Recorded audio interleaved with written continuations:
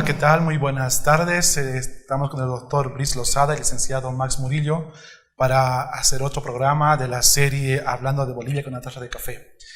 Esta entrevista tiene básicamente el objetivo de explorar los conceptos de racismo, de discriminación, hablar del origen, hablar de las connotaciones políticas del racismo en la actualidad y un poco tratar de pensar qué podría pasar a futuro en el país si los climas de polarización no encuentran un canal de diálogo, un canal o un puente que nos lleve a un mejor entendimiento.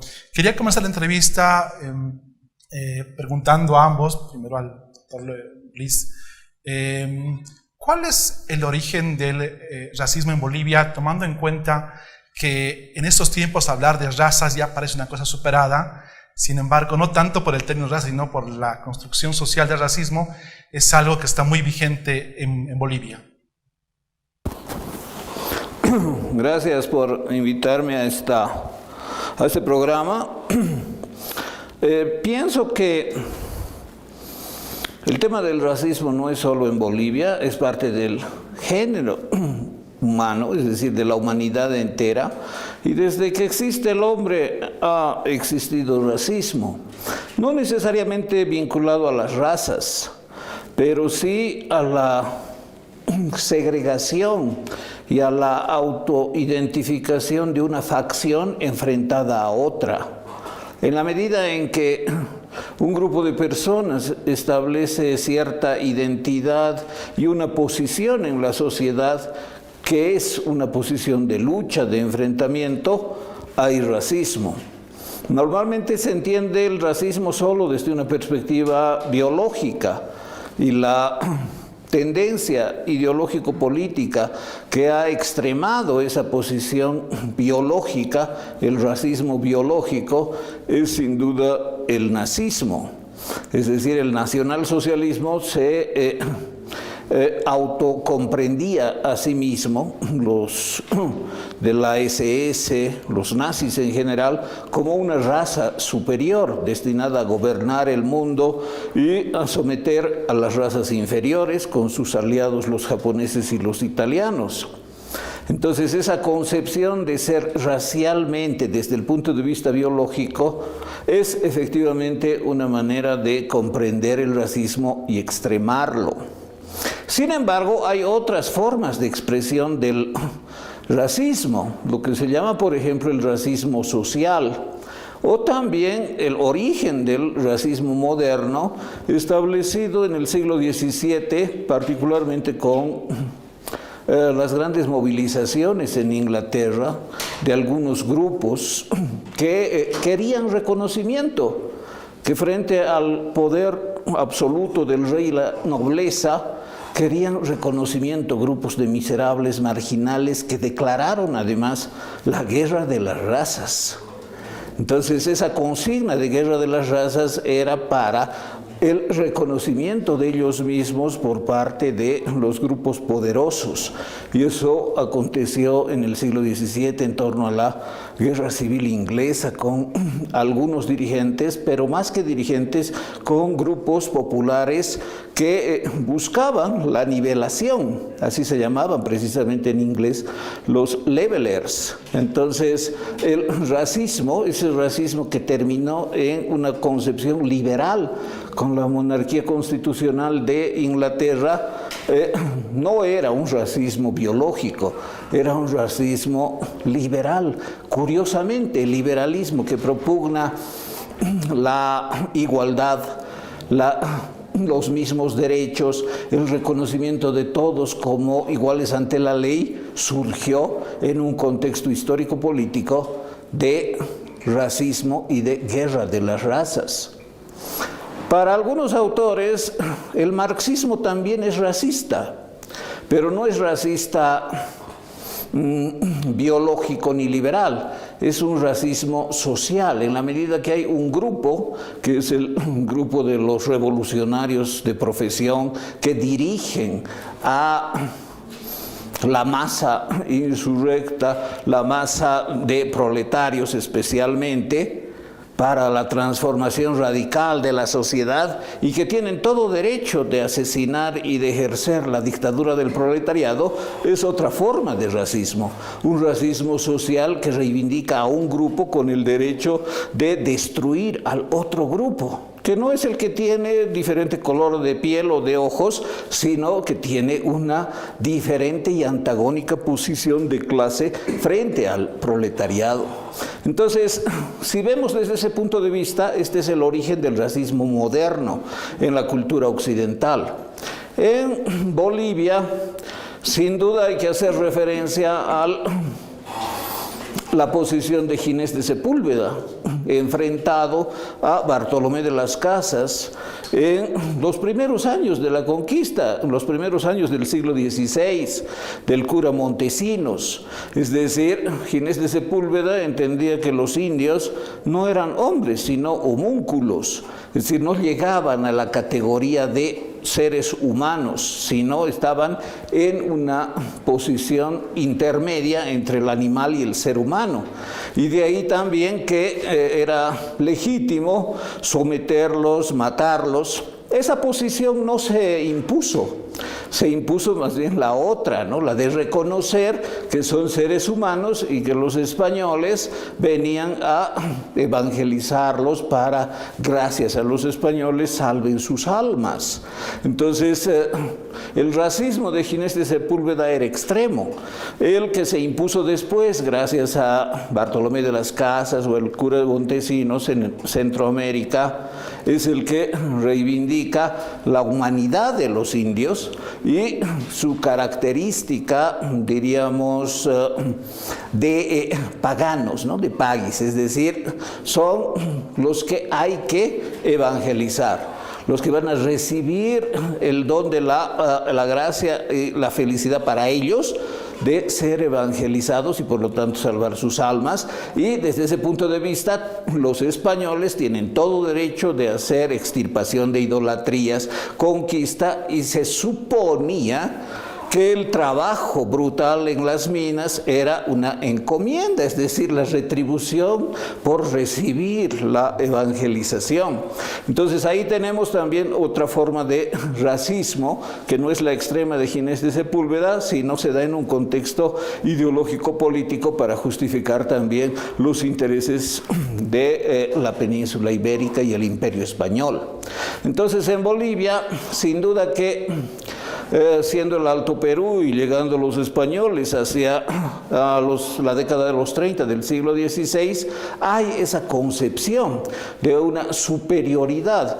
Si bien se les reconoce humanidad, no son homúnculos, se los ve como gente que hay que someter para beneficio de ellos. Y los excesos que se dieron, sumamente curiosos a veces, ¿no? Podían hacerles vejámenes y, bueno, antes de morir había que bautizarlos, ¿no? Porque si no, se iban al infierno. Entonces es siempre el rol del que está por encima de hacer algo a favor del que está abajo, pero esa es una justificación ideológica. Y claro, todo lo demás, saquear la riqueza, prácticamente esclavizarlos en las minas, etcétera, es una consecuencia de la retribución que recibían los españoles por evangelizarlos. Entonces ese es en el fondo el resentimiento que creó en ciertos grupos étnicos efectivamente la conquista y la colonia de los españoles, primero ellos mismos y después sus descendientes, los criollos que se mezclaron. Es totalmente diferente aquí que en Norteamérica, ¿no? En Norteamérica prevaleció el exterminio de los indios. Bueno, no sé, no quiero quitar mucho. Es muy interesante este paso que ha hecho de forma universal para ubicarnos en el contexto internacional. Algo más puedo decir para terminar. Sí. Entonces, desde la colonia se produjo el mestizaje. En Norteamérica prevaleció el exterminio, es decir, los ingleses llegaron a hacerse dueños de todo y a los pieles rojas había que exterminarlos porque no había otra posibilidad para expropiarles. No los esclavizaron, los eliminaron. En Sudamérica, los españoles, con la visión que han tenido debido siempre de ser los hijos de alguien, eso significa hidalgo, los hidalgos que tienen la nobleza y por derecho están en una situación superior, bueno, ya son hombres, pero nos van a servir, nos van a trabajar para nosotros. Y trasladaron esa ideología del vasallaje mediatizada por la religión con el propósito de someterlos. Pero además se mezclaron, no es que permanecieron ellos separados en cuanto a los rasgos filogenéticos, ¿no? Color de la piel, etcétera, el cabello, sino que se mezclaron y quedó ese sentimiento, ese imaginario de que, bueno, yo soy de sangre española, mi apellido es castizo y claro, estoy poco mezclado con los indios del Alto Perú, de Perú, etcétera. Entonces ese imaginario de estar más vinculado a la corona o más vinculado a los grupos étnicos nativos es sin duda la base del racismo que existe, que tiene expresiones, diríamos, biológicas. En algunos casos tiene expresiones biológicas, pero en mi criterio lo más característico no es el racismo biológico, sino es el racismo étnico. Es decir, yo soy menos aymara, menos quechua que tú, y por eso soy superior a ti, estoy más vinculado a mi sangre, es más vinculada a los españoles, y eso, bueno, se nota un poco en la piel, pero no es definitivo. Yo soy superior por mi carácter étnico, y en ese sentido no es el racismo biológico de los nazis, sino es un racismo fuertemente ideologizado y con identidad étnica, es decir, con una adscripción de identidad a los ancestros. Mis ancestros son de tal ayllu, de tal marca, de tal lugar aymara, o no. No, mis ancestros son de Sevilla o de Andalucía y yo me siento más español que indio, ¿no? Ese es el mestizaje y esa es la explicación del racismo étnico boliviano. Súper interesante. Y en el caso, licenciado Murillo, en el caso, por ejemplo, de experiencia en el Alto, ¿usted percibe que la población del Alto, sus estudiantes de la UPEA, esto del racismo biológico lo han superado o siguen identificando la diferencia del color de la piel o la diferencia en el color de los ojos, por decir algo, entre el Alto y La Paz sigue siendo sigue estableciendo cierta distinción que podría juzgarse a través de criterios racistas? Gracias. Pero antes creo que hay que precisar algunos conceptos, ¿no? Que también son globales, pero cuando uno aterriza una realidad concreta no son tan exactos. Yo considero que, por ejemplo, no ha habido mestizaje en el proceso boliviano, históricamente hablando, ¿no? Mestizaje entendido en el concepto de mezcla.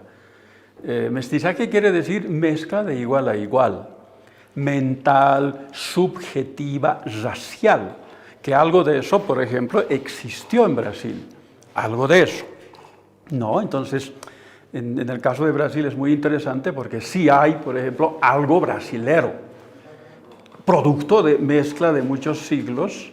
También hay dificultades, pero hay lo brasilero, la brasilera, ¿no? El mulato brasilero, la mulata brasilera, símbolos incluso de exportación, ¿no? En el caso de Bolivia no existió ese fenómeno.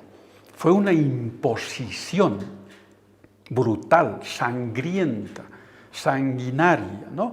Y este elemento muy poco investigado, sino por algunos pensadores como Javier Medina, que incluso lanza otros conceptos interesantes para el caso boliviano como la pigmentocracia, ¿no? Una sociedad pigmentocrática de por sí en el caso boliviano. Esto es muy importante para después lo que le voy a decir en el caso del Alto, ¿no? El otro elemento clave en el caso boliviano es también el tema de la continuidad colonial, ¿no? Aquí quiero referirme, para que quede claro, una tesis muy importante de un historiador peruano del año 1974, Heraclio Bonilla, visitó varias veces, ¿no?, nuestra Casa Superior de Estudios. El doctor Heraclio Bonilla tiene una tesis donde demuestra él, para el caso peruano, que no hubo independencia. el año 74. Fue su tesis de doctorado en Francia y por supuesto que le hicieron la guerra, ¿no?, de traidor y de todo. Pero es increíble, son paradojas que ahora, por ejemplo, cuando uno lee otra vez ese texto, es muy parecido a lo que ha sucedido en Bolivia, ¿no? En Bolivia también deberíamos dudar de esto, ¿no? Deberíamos tener hipótesis de que si realmente hemos tenido o no independencia, ¿no? Porque muchos de los datos que tenemos, ¿no?, lamentablemente, es más bien que ha habido una continuidad colonial, mental, ideológica, política, ¿no?, que se ha ido trasladando a lo largo del tiempo en la República, ¿no? Me parece que son datos importantes a considerar, porque de ahí se desprende a otros temas de Estado, por ejemplo, en la línea de Zabaleta, ¿no? Se desprende otros temas educativos también en las cosas que estamos pasando ahora como bolivianos y políticas también, ¿no?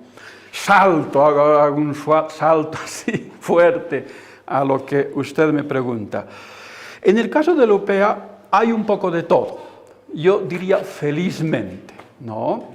Es cierto que uno tiene la imagen de que no, es una cosa homogénea, de que son aymaras, quechuas, un poco en contra, digamos, ¿no?, de la hollada o del criollaje de este país.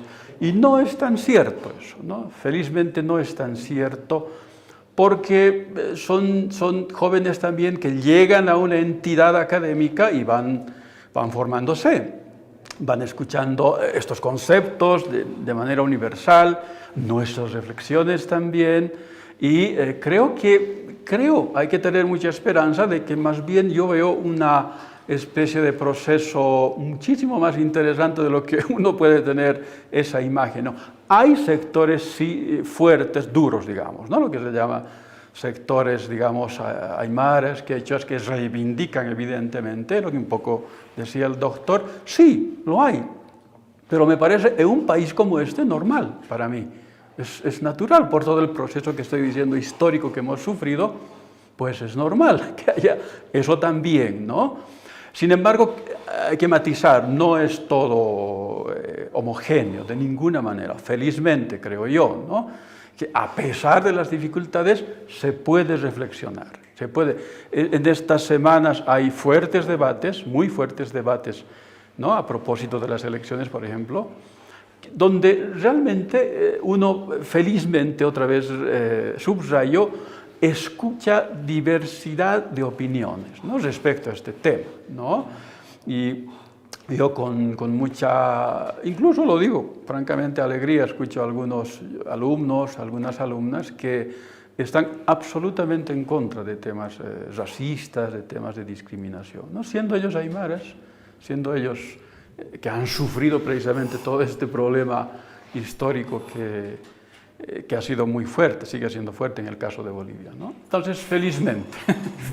Ahora, cuando se habla de racismo, se habla de una teoría, una práctica en la que el racista se siente superior por el color de la piel, por su estatus, por sus condiciones socioeconómicas, respecto a otro sector que considera de menores condiciones, digamos, ¿no? Pero también surgen los debates si hay racismo invertido a través del empoderamiento que hubo con Evo Morales en el último tiempo de los aymaras, los quechuas, este reconocimiento de 36 naciones en la Constitución, de las lenguas oficiales. ¿Es posible pensar en eso, Carlos? Bien, quiero comentar antes lo que aquí decía el colega. Yo pienso que si bien hay ideologías de distinto tipo en nuestro país ahora, una ideología que me parece que hay que tener en cuenta es, por ejemplo, la de Franz Tamayo, ¿no? Él era hijo de don Isaac Tamayo, un aristócrata, un patricio paceño, blanco, que ocupaba los estratos de la oligarquía, y de una indígena, que era su madre. Y él dice, en varias partes de la creación de la Pedagogía Nacional, que ha habido mestizaje y perdieron los blancos. Y dice así de claro, la raza india es superior a la blanca porque en el mestizaje pierde la blanca. ¿Qué quiere decir eso? Que si hay una mezcla biológica, corporal, de un blanco con una india, los hijos no son blancos. Los hijos no tienen ojos claros, los hijos no tienen cabello claro.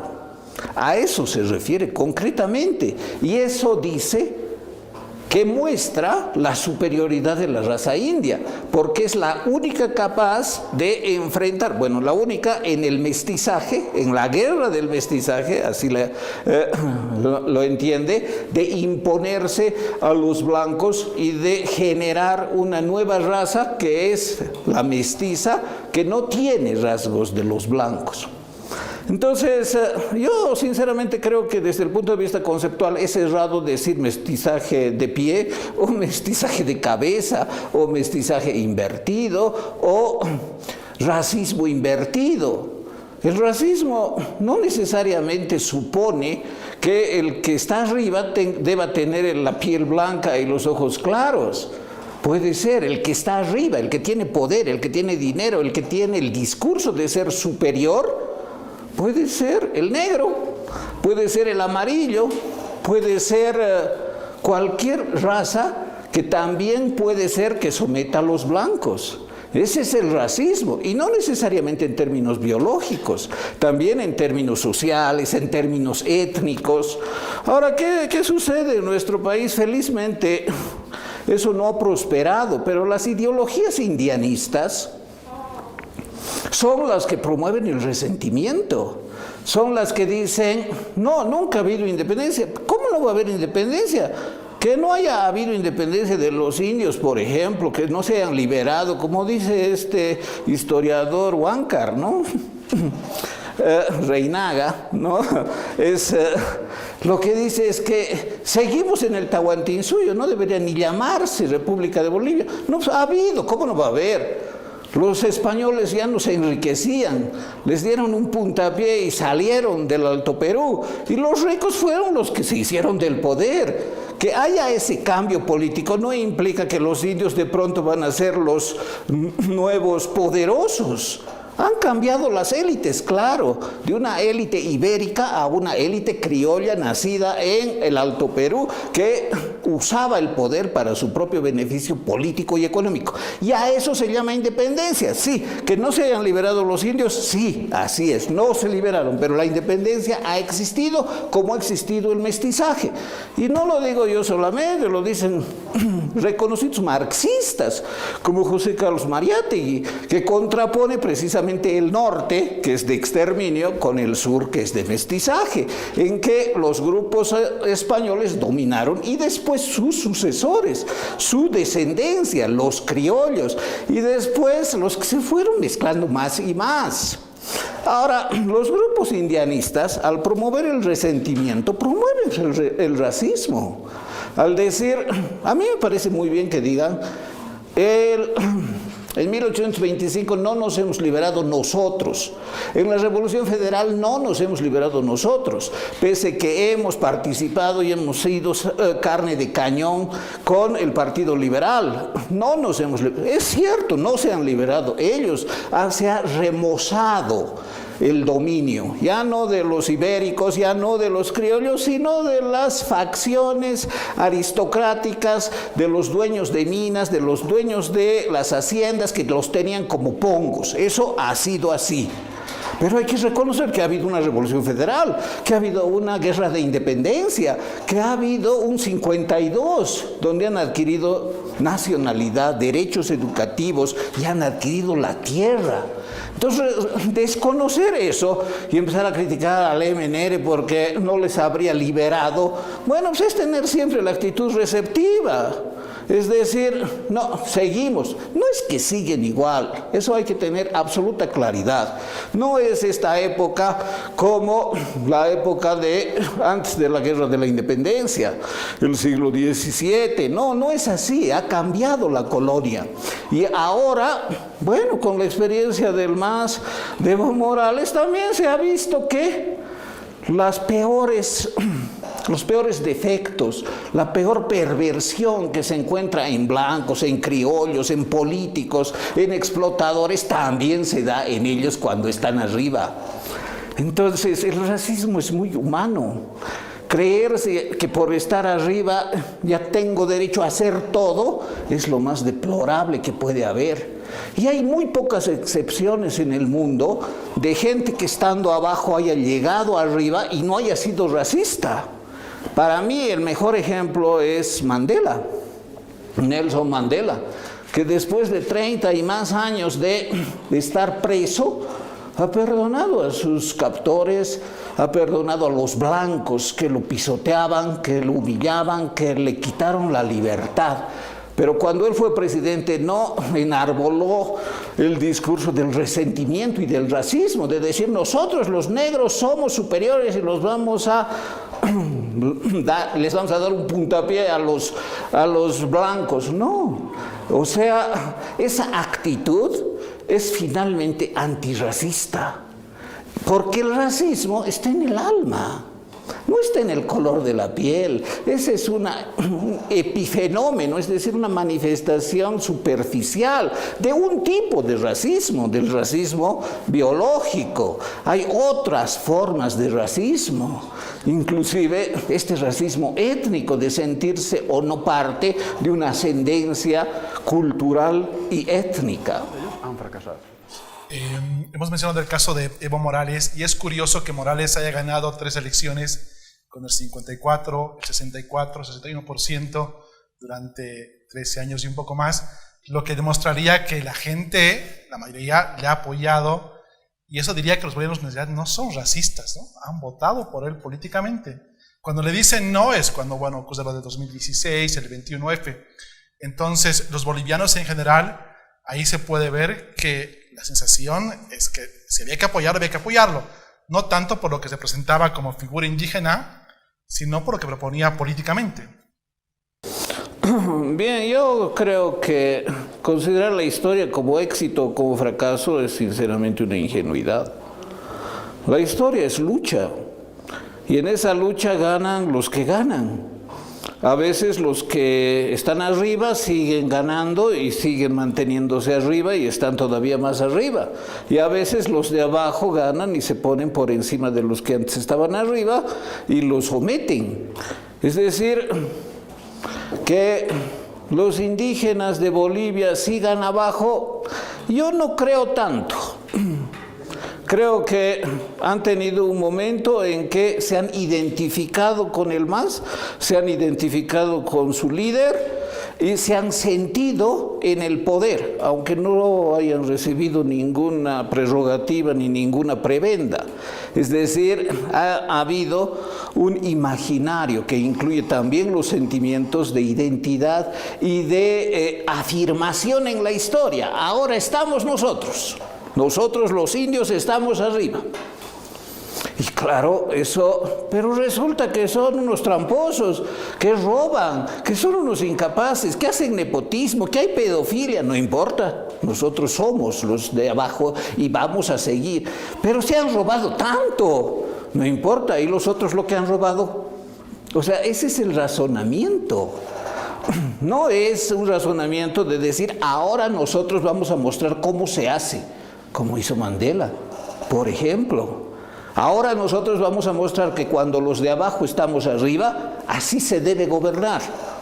Yo, estimado, tengo mis dudas si esos triunfos después del domingo, de ese domingo 20 de octubre que se ha demostrado que había fraude, sea la única vez. A mí me parece que el fraude ha habido otras veces.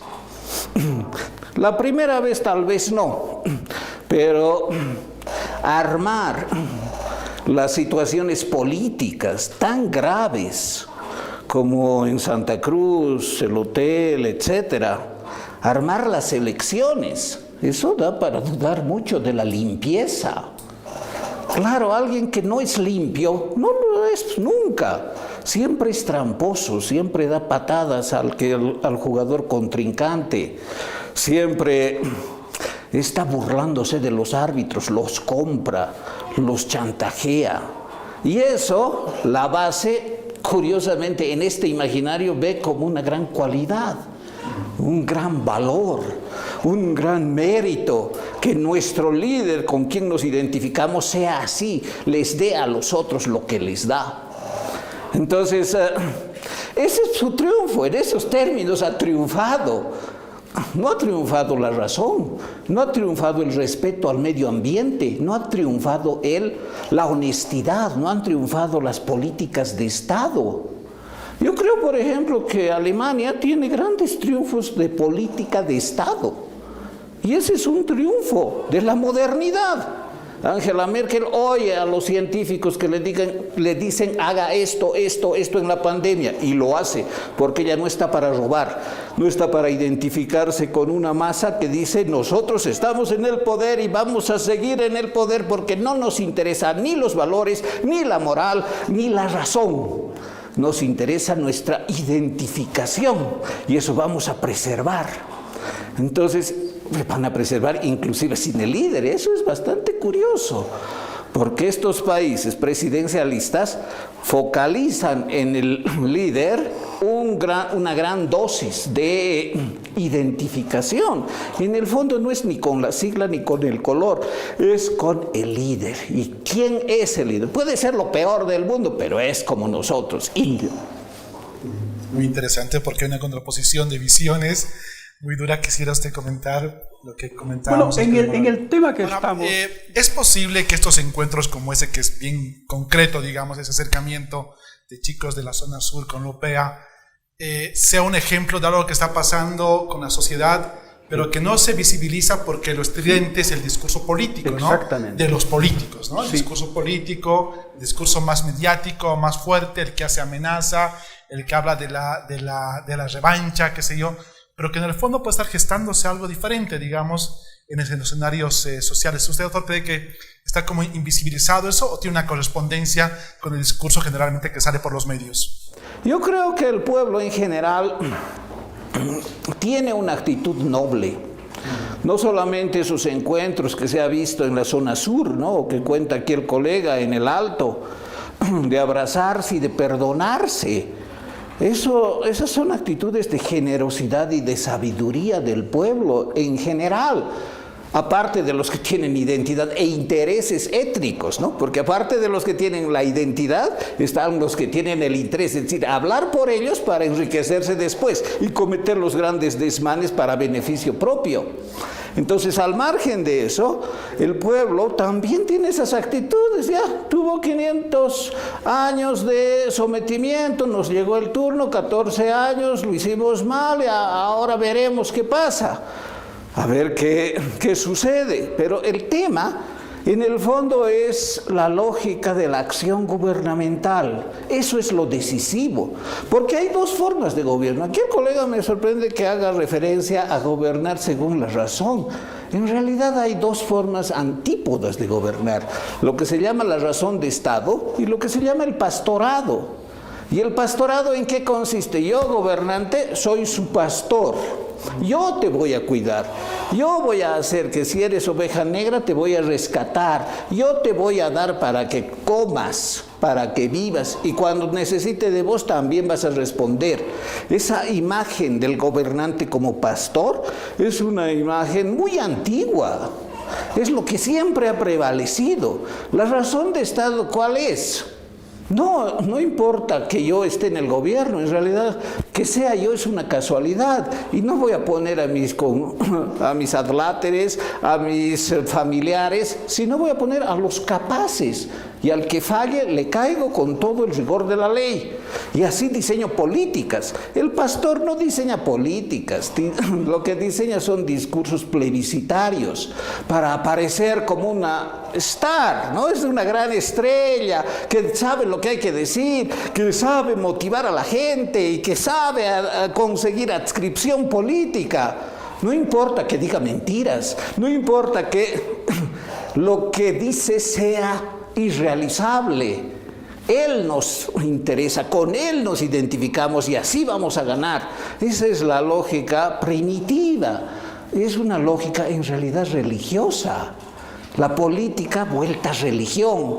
Y eso es lo que se advierte también en los discursos indianistas, un fuerte mesianismo. Hemos sufrido 500 años, ahora vamos a dar la vuelta a la tortilla. Felizmente ya no hay tanto eso.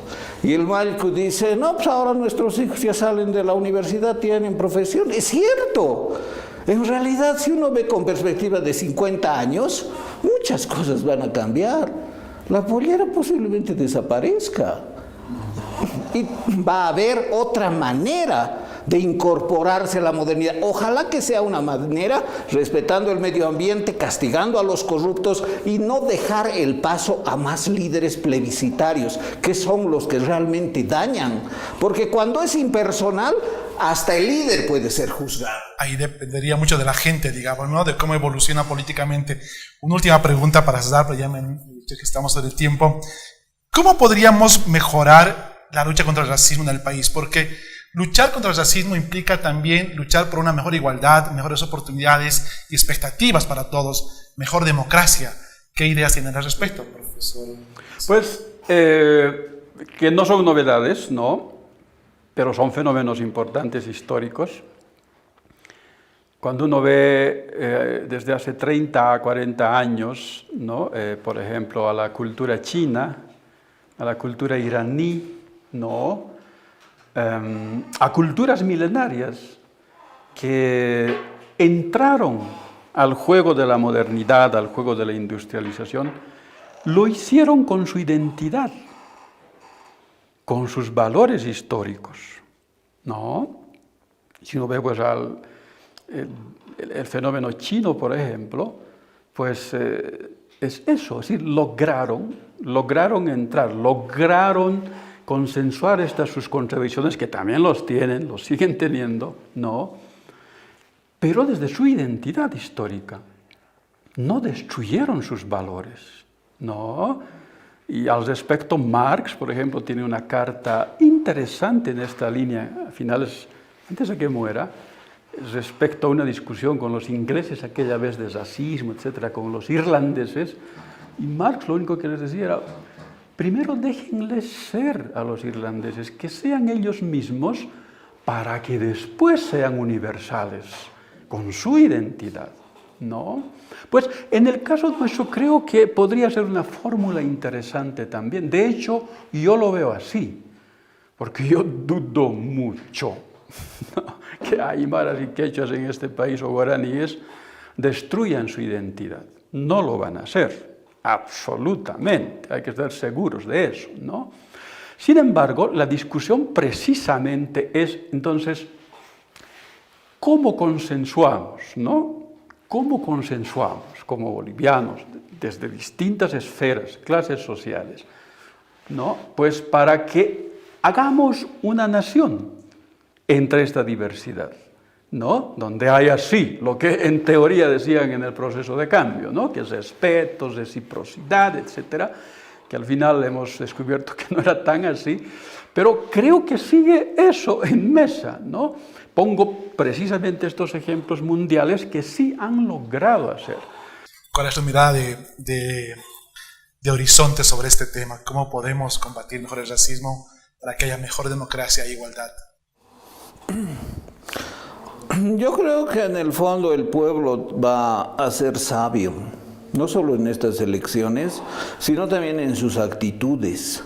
Y van a ser, al margen de los políticos, de los interesados y de los que tienen una identidad racista, va a prevalecer, yo diría, el sentido común, la razón y también esa actitud de aceptar al otro. Se hablaba de teorías educativas, ¿no? La ley 1565 para mí era muy inclusiva, muy intercultural, aceptación del otro, porque hay que entender que las identidades son pasajeras. Todo es pasajero.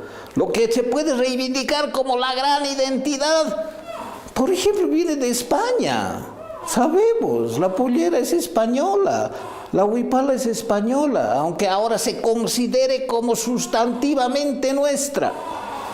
No, y posiblemente en 500 años ya no exista, y eso no significa destruir, significa ver las identidades en flujo. Yo adopto de otros, yo construyo lo mío, lo mezclo. Así son las identidades, pero estoy hablando de varias décadas, tal vez de un siglo. ¿Desde cuándo existe la huipala? ¿De dónde viene? Hay estudios sobre eso. ¿Quiénes son los grandes destructores del planeta? Los chinos. Y los chinos que han sido aquí apañados para que vengan a saquear a nuestros animales y destruir nuestros recursos, son los grandes destructores del planeta, a la par de Estados Unidos. ¿Es socialista China? Esto es ese socialismo tan conveniencioso, ¿no? De los líderes, con un solo partido, sin competencia económica, o sea, desde el Estado, destruir el planeta. Los chinos, por ejemplo, protegen sus bosques, pero asolan todos los bosques del mundo.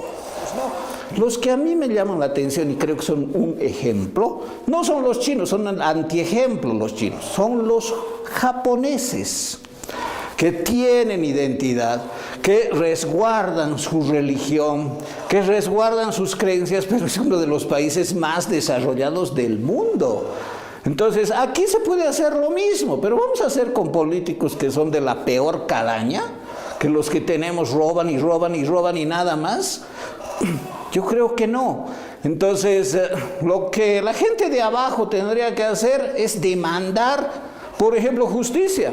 Corrupción aquí con los respiradores, que se los encarcele, que se los investigue, que se los juzgue hasta el extremo. Si hubiese hecho eso esta señora, otro sería el panorama.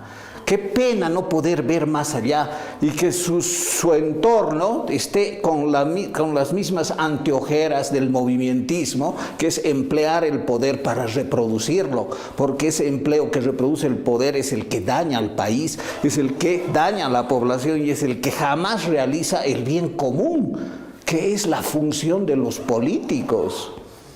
Entonces, frente a todo eso, ¿qué queda? Confiar en la sabiduría de la gente, en la generosidad, en los abrazos y comprensión que puede haber. Ojalá haya. Y los discursos racistas, pigmentocráticos, porque la pigmentocracia no es solo de los blancos. La pigmentocracia es también, si eres moreno vas a gobernar ahora, y eso ha pasado en 14 años. No importa que robes, el asunto es que me des una tajada porque yo te estoy dando el cargo.